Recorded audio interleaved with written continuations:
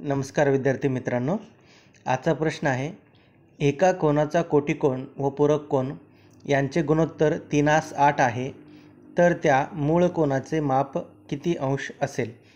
आता या प्रश्नामध्ये आधी आपल्याला समजून घ्यावं लागेल की कोटिकोन आणि पूरक कोन म्हणजे काय।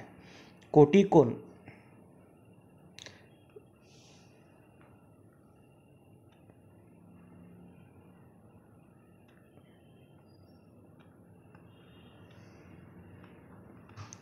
ए बी सी आणि इथे डी आहे, ठीक आहे। तर कोन ए बी डी अधिक कोन डी बी सी बरोबर 90 अंश याला म्हणायचं कोटिकोन। कोटिकोन म्हणजे काय, ज्या दोन कोनांच्या मापांची बेरीज 90 अंश असते त्या कोनांना काय म्हणतात, कोटिकोन। आणि पूरक कोन म्हणजे काय,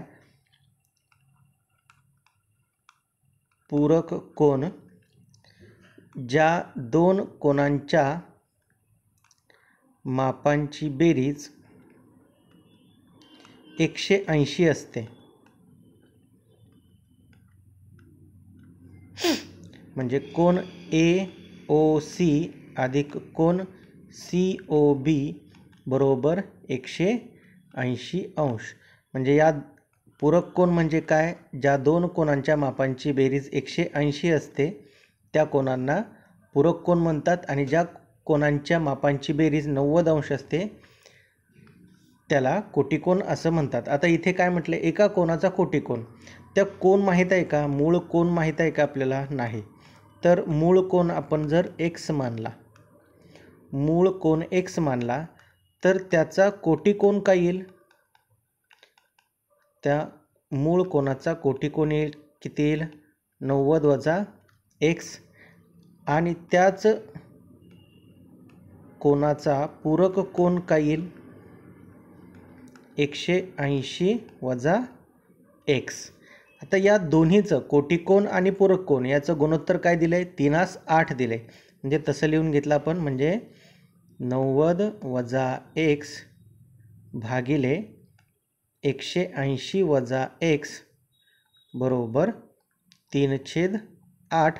8ने इकडे गुणलं तर काय येईल, 8 9 72 720 वजा 8x बरोबर 180 वजा x ने इकडे गुणलं 18 त्रिक 54 म्हणजे 540 वजा 3x,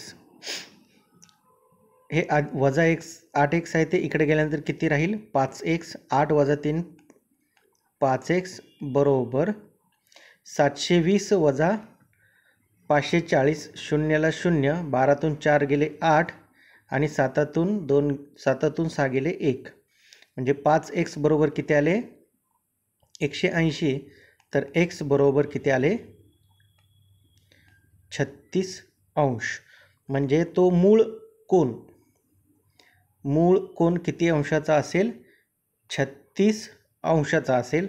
आणि त्यांचा पूरक कोन आणि कोटिकोन काय असेल, कोटिकोन असेल 90 वजा 36 54 अंश, आणि त्याचा पूरक कोन किती असेल, 180 वजा 36, 10तून 6 गेले 4, 8तून 4 गेले 4, 1, म्हणजे तो मूळ कोन आहे 36 अंशाचा, त्याचा कोटिकोन आहे 54 अंश, आणि त्याचा पूरक कोन आहे 144 अंश।